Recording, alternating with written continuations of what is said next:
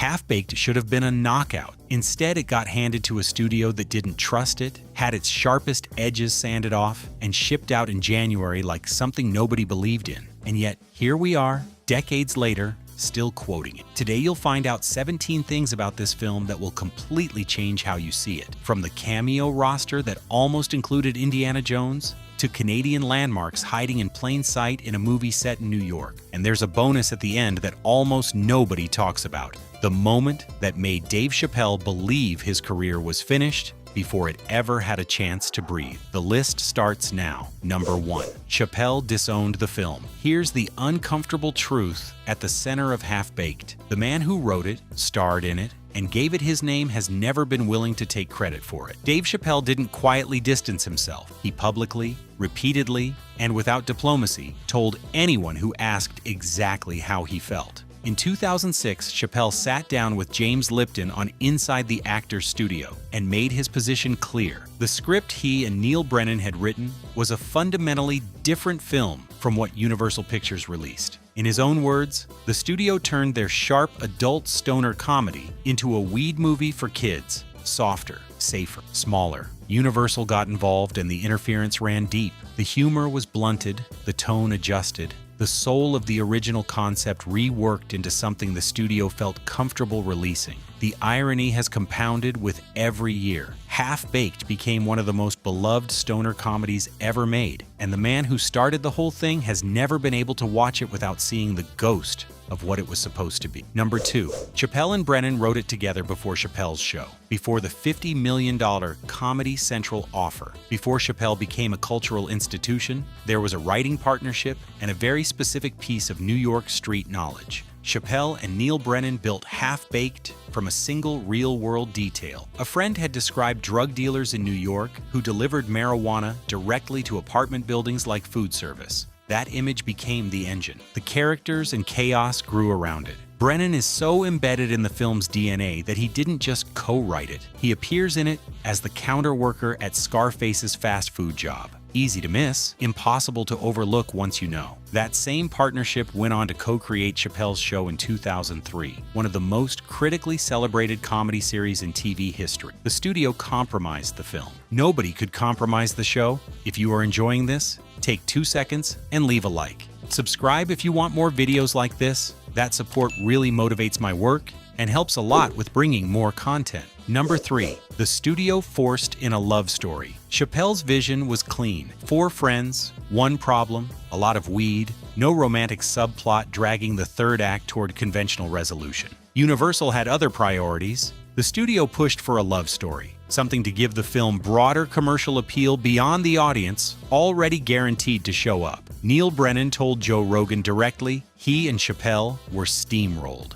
The finished film wasn't what either of them wanted. Chappelle has called the Thurgood and Mary Jane relationship one of the compromises that cost the film its edge. Every time the plot stops to service the romance, you can feel the friction. 2 movies competing for the same screen time. The comedy won most individual battles. The love story won the structural war. Number 4. The cameo list is a comedy hall of fame. Whatever the studio took from Half-Baked in the editing room, it couldn't touch the cameo roster. Jon Stewart as enhancement smoker, Snoop Dogg as scavenger smoker, Stephen Baldwin as MacGyver smoker, Willie Nelson as historian smoker, Tracy Morgan as the VJ, Stephen Wright, Janine Garofalo, Bob Saget. Every name represents a genuine relationship within the comedy world, not a studio casting call, not a marketing decision. These were people who knew Chappelle, believed in what he was building, and showed up on their own terms. When you can fill a film with that many iconic faces,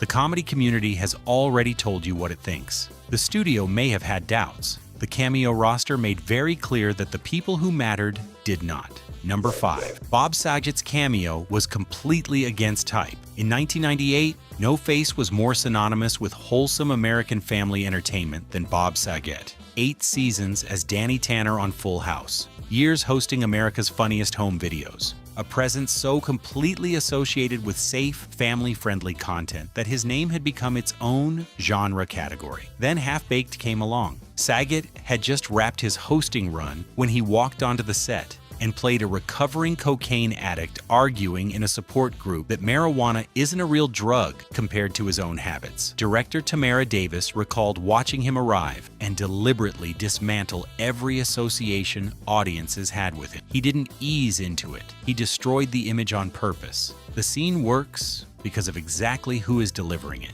America's TV dad standing in a support group talking about cocaine is the entire joke. No setup required. Casting is the punchline. What most viewers didn't know, Saget had been doing filthy stand-up for years. Half-Baked was simply the first time the general public got to see it. Number 6. The film tanked at the box office. Half-Baked opened January 16, 1998 at number 6. Behind Titanic, behind Good Will Hunting, behind Scream 2. The film that was supposed to establish Chappelle as a leading man barely registered. The numbers were grim. $7.7 million opening weekend, $17.5 million domestic total on an $8 million budget. Technically profitable, but in practice a failure. Rotten Tomatoes, 28%. Metacritic, 16 out of 100. Critics wrote it off, and then Neal Brennan recalled the detail that cut deepest. CNN went on air and declared Chappelle's career over. Not struggling, over. But here's the thing, the theatrical run was only one chapter. Home video found the film its actual audience, and that audience didn't care what CNN had said. They watched it, passed it around, and kept it alive until the rest of the world caught up. The box office told one story. The living rooms told a completely different one. Number 7. It was shot in Toronto, not New York. Half-Baked presents itself as a New York City story without hesitation. The apartment, the streets, the energy, all of it reads as New York from the first frame. None of it was. The entire film was shot in Toronto, Canada during the summer of 1997. Budget drove the decision. The illusion holds, mostly, but it slips in one completely visible moment nobody caught before release. Kenny walks out of a Pizza, a Canadian chain that has never operated in New York. A Sam the Record Man sign is visible in the same shot, another Canadian landmark. 2 unmistakably Canadian storefronts in a single frame of a film set in New York City, and it made it all the way to release. The prison exterior throughout the film is the R.C. Harris Water Treatment Plant in Toronto. Half-Baked wears its Canadian bones underneath a New York accent, and for anyone who recognizes a pizza, the disguise was never convincing. Number 8. Harrison Ford turned down a cameo. The cameo roster almost included one more name that would have changed the conversation around this film entirely. Dave Chappelle wanted Harrison Ford for one of the smoker slots, the same sequence with Jon Stewart, Snoop Dogg, and Willie Nelson. Chappelle wanted Indiana Jones in it. Ford declined. Think about what that ask represents. Chappelle wasn't filling out a roster of comedy insiders. He was reaching into Hollywood's A-list, trying to pull the biggest movie star on the planet into a stoner comedy. The confidence behind that phone call is extraordinary. Ford said no. The slot was filled. But somewhere in the history of Half-Baked, there's a version where Harrison Ford is sitting in that smoker sequence, and that version exists only in a phone call that didn't go Chappelle's way. Before we keep going, subscribe if you haven't yet. Drop a comment telling me which movie or show you want me to cover next with strange behind-the-scenes facts. I read every single one. Number 9. Tamara Davis fought the studio for the opening. Universal wanted the opening scene cut. The film opens with children smoking marijuana and getting the munchies, and the studio's position was firm. Showing kids getting high was an unacceptable liability. Director Tamara Davis had signed on after reading only the first 10 pages of the script. The opening scene was the reason she took the job. She wasn't cutting it without a fight. Davis asked for one thing before any editorial decisions: a test screening. She took the film to a room packed with teenagers. The opening played, the room came apart. Davis stood with the executives and let the audience make the argument for her. When the lights came up, the answer was clear: the scene stays. The scene that sets the tone and tells the audience what kind of ride they're on survived, because one director refused to give ground before the audience had been asked. Most directors lose that battle. Davis won it with a single screening. Number 10. The cast never actually smoked marijuana. A film built entirely around smoking weed was shot completely sober. Every scene, every take. The cast used a tobacco-based herbal substitute, and Tamara Davis has confirmed the set ran as a clean, professional production from start to finish. Chappelle reportedly arrived with certain assumptions about what the film's subject matter implied about set rules.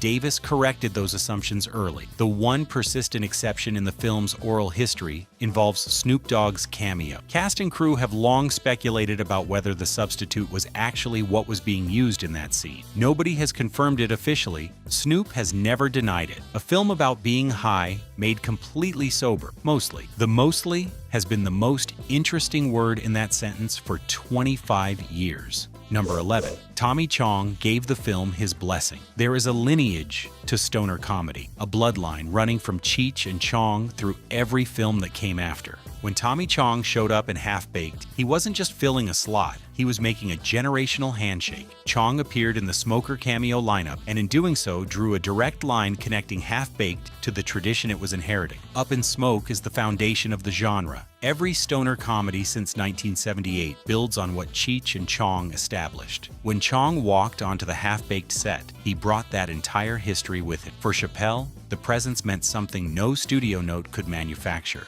The godfather of the genre had looked at what they were making and decided it deserved his time. That kind of endorsement doesn't show up in the credits. It shows up in what the film eventually becomes. Number 12. Jon Stewart's cameo predates his Daily Show by 2 years. Jon Stewart appears as enhancement smoker, making the earnest case that marijuana improves every experience. The cameo was filmed in 1997. He didn't take over The Daily Show until 1999. When this scene was shot, he was a stand-up and cable talk show host with a growing reputation and essentially no mainstream footprint. Watch it now with 20-plus years of The Daily Show behind it, and the texture shifts completely. A man who became one of the sharpest political satirists in American media is sitting in a stoner comedy arguing for checking out entirely. A future institutional critic making the case for enhanced perception. Half-Baked caught Stewart at the exact moment before everything changed for him. The cameo reads differently depending on when you're watching it,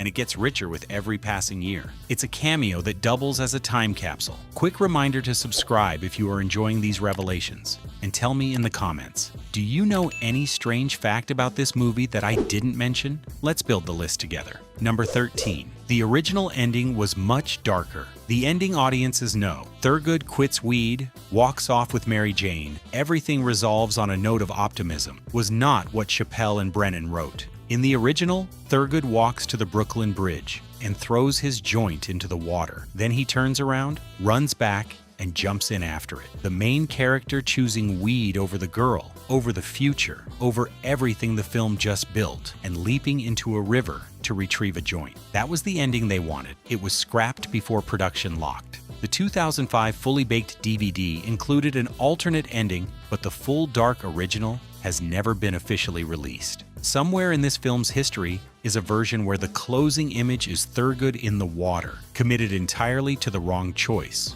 Darker, funnier, and a lot harder to merchandise. Number 14. Half-Baked inspired an entire genre. Half-Baked opened in January 1998, and within 5 years, the genre it established had exploded. How High, Dude, Where's My Car, Harold and Kumar, Go to White Castle. Each one built on a template. Half-Baked roughed out before anyone was paying attention. Stoner protagonists navigating absurd odysseys. Comedy that treated its audience as insiders rather than observers. Half-Baked was the rough draft. Every stoner comedy that followed was working from it, consciously or not. Tamara Davis has spoken about this legacy across multiple interviews. What critics dismissed as a disposable January release quietly rewrote the blueprint for a decade of studio comedy. The films that came after were bigger, better funded, and more polished, but they were all building on a foundation poured by a film that opened at number 6 behind Titanic. Number 15.